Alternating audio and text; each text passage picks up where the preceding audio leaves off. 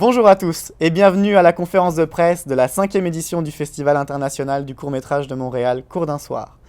Avant de vous dévoiler notre programmation, je tiens à remercier nos partenaires, notre partenaire présentateur Desjardins, notre partenaire propulseur UniTV, mais aussi le gouvernement du Québec via la SODEC, les Fonds Bell qui nous permettent de créer notre nouvelle compétition de séries courtes, ou encore Spira, SL la location, Royal Photo, l'ARRQ, l'INIS, le Square, la Grande Bibliothèque, Québec Cinéma et bien d'autres.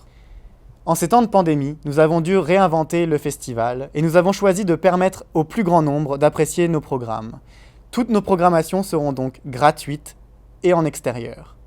Cette année, vous pourrez découvrir une programmation de séries courtes, en plus de nos programmations de courts-métrages et de vidéoclips avec la fête du clip. Pour découvrir plus en détail notre sélection officielle, je vous laisse avec les questions courtes de notre directeur de la programmation. Je m'appelle Quentin Castellano, je suis directeur de la programmation pour le festival Cours d'un soir. Je m'occupe notamment des catégories fiction, documentaire, ainsi que du nouveau volet web-série du festival. Dans le fond, cette année, on a reçu déjà 658 films pour mes catégories. On parle de 160 heures environ à écouter. Beaucoup de films traitant de politique, de plus en plus. On sent la polarisation du monde de plus en plus. Énormément de films sur les classes populaires, énormément de films traitant des questions de racisme systémique. Ça augurait pas mal l'année qu'on a vu là. Ce que j'aime beaucoup dans les films qu'on a reçus, et notamment les films qu'on a sélectionnés cette année, c'est qu'il y a beaucoup de films qui traitent de la réalité du monde. Et je trouve que le court-métrage a un avantage que le long n'a pas, c'est qu'il n'a pas de contrainte de marché. C'est qu'on a énormément de cours qui sont extrêmement audacieux sur des discours politiques extrêmement radicaux. On pensera notamment à Zoo, qui augurait vraiment beaucoup ce qui allait se passer cette année. Il y a beaucoup de films sur la question de la représentation des femmes. On pourra penser à Two Body on the Beach. C'est très fougueux. Genre, il y a une espèce d'énergie de relève, toujours extrêmement présente. Comme je disais tantôt, il n'y a pas de contrainte de marché, il n'y a pas de contrainte économique majeure, mis à part le fait de faire financer le film.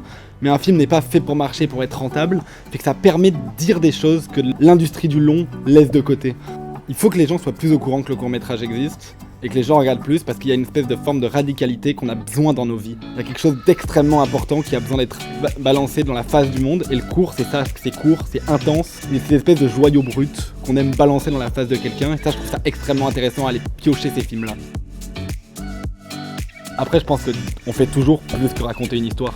On raconte toujours l'époque dans laquelle on vit, personne raconte une histoire pour raconter une histoire. Il y a toujours ça qui est présent, mais je trouve qu'en cours, c'est extrêmement présent. Je pense pas qu'il y ait de hasard dans le fond, parce que tous ces films-là, ils font partie d'une mouvance. Les discours évoluent, etc. Les questions, en effet, de racisme systémique que des films comme Zoo, comme Hameçon, comme Fatia, genre, dégagent, ils font partie de l'ère du temps. Donc c'est normal que ces films-là se passent à ce moment-là. Et ça a explosé un peu après avec l'arrivée de Black Lives Matter, etc. C'est normal que ces films-là reflètent leur époque, ils font partie de leur époque. Une richesse de formes. On va découvrir beaucoup de formes de courts-métrages très différents. Du plus classique au plus éclaté. Puis beaucoup de gens qui ont envie de foutre le feu avec leur cinéma, genre. Ça se sent.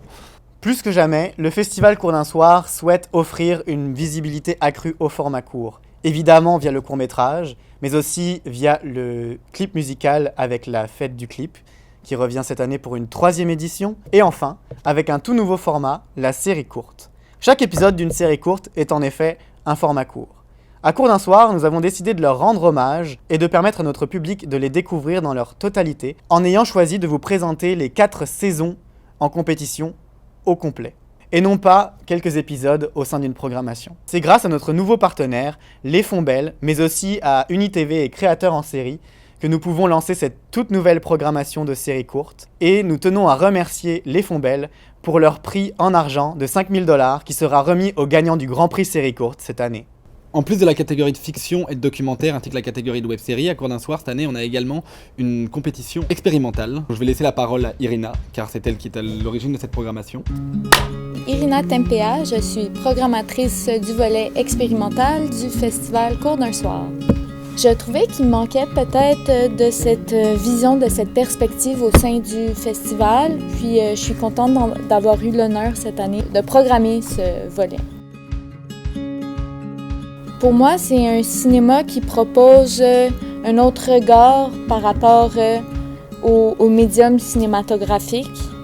Puis il sort un peu des balises plus conventionnelles du cinéma, Puis c'est intéressant de voir le dialogue de ce cinéma avec le documentaire, la fiction ou l'animation même. Je recherche le sentiment, le ressenti, plus qu'un contenu linéaire, qu'un rapport congru au sujet. Donc c'est vraiment une expérience sensorielle que je recherche, personnellement.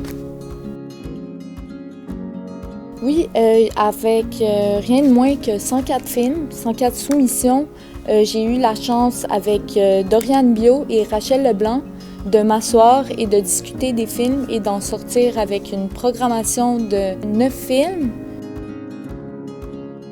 De sortir de sa zone de confort, simplement. D'aller voir un cinéma qui explore d'autres manières de voir le cinéma. C'est à Esther Bourdage et à Clint Enns que reviendra l'honneur de décider de qui aura le prix qui est décerné par Main Film et qui comprend 500 $ et 1 an de membership chez eux. J'espère que cette sélection piquera votre curiosité et que vous viendrez sortir de votre zone de confort auprès du Festival Cours d'un soir. Bonjour, c'est Hugo Chetla de la Fête du Clip de Montréal. On est très fiers pour cette 3e édition d'être de nouveau dans le cadre du festival Cours d'un soir. Donc pour cette édition, on a reçu beaucoup de clips. La sélection a été très dure à faire parce qu'on a eu des très très belles choses, encore une fois. Et on en a sélectionné 16 clips qui seront diffusés en compétition, 16 clips québécois. Et un 17e clip qui ne sera pas en compétition, qui est le vainqueur de la Fête du Clip de Lyon, en France. Voilà. Et donc, il y a des très beaux prix à gagner, il y a une très belle sélection et on espère vous retrouver nombreux lors de cette soirée le 26 septembre. Merci à tous. En parallèle de ces programmes de compétition, nous sommes très heureux de proposer aux plus jeunes un programme pour enfants en amont du festival avec notre sélection Les cours sur pattes.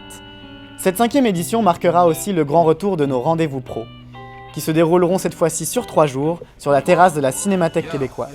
Bonjour, moi je m'appelle Stéphanie Demers-Hébert et je suis directrice des communications et des partenariats pour le festival Cours d'un soir et je m'occupe aussi de la programmation des rendez-vous pro. Donc, les rendez-vous pro, c'est une série d'ateliers, de tables rondes, de classes de maîtres qui sont destinés aux jeunes professionnels de l'industrie du cinéma. Donc, ça peut être sur plusieurs thèmes, que ce soit la réalisation ou d'autres thèmes qui sont reliés au cinéma et qui peuvent traiter soit au niveau plus du court-métrage ou de la web-série pour rester sur les thèmes qu'on aborde au festival. Pour la première fois cette année, on va faire des rendez-vous pro qui durent 3 jours. On est très content de présenter cette formules qui vont permettre aux jeunes professionnels en temps un petit peu particulier de venir assister à des ateliers. Ça se fait en collaboration avec la Cinémathèque québécoise et la RRQ. Donc ça va avoir lieu sur la terrasse de la Cinémathèque québécoise du 23 au 25 septembre. La programmation complète des rendez-vous pro va être disponible donc à la mi-septembre. Donc soyez à l'affût de nos réseaux sociaux, ça va tout sortir sur notre page Facebook. Puis on a bien hâte de vous présenter ces activités qui, je pense, vont être vraiment très enrichissantes pour les jeunes professionnels, justement, en période de COVID. Pour permettre au plus grand nombre de découvrir le festival et pouvoir visualiser une partie de notre programmation de chez vous, où que vous soyez au Canada, les films gagnants ou remportant une mention seront disponibles sur la plateforme tv5uni.ca du 24 au 27 septembre. Nous sommes très heureux d'avoir trouvé une formule afin de pouvoir vous présenter cette 5e édition du Festival Cours d'un soir tout en respectant la distanciation physique. Nous espérons vous retrouver à nos projections extérieures et à nos rendez-vous pro. Avant de clore cette conférence de presse, je tiens à remercier toute l'équipe du festival, tous les gens qui travaillent de proche ou de loin à son élaboration, à notre conseil d'administration, à tous nos partenaires et à tous les gens qui nous font confiance depuis 5 ans. Enfin, pour clore cette conférence de presse, je tiens à vous présenter notre pub télé qui sera diffusée en ondes sur UniTV et que vous pourrez retrouver un peu partout dans nos programmes du festival. J'ai hâte de vous retrouver dès le 23 septembre. Je vous dis à bientôt.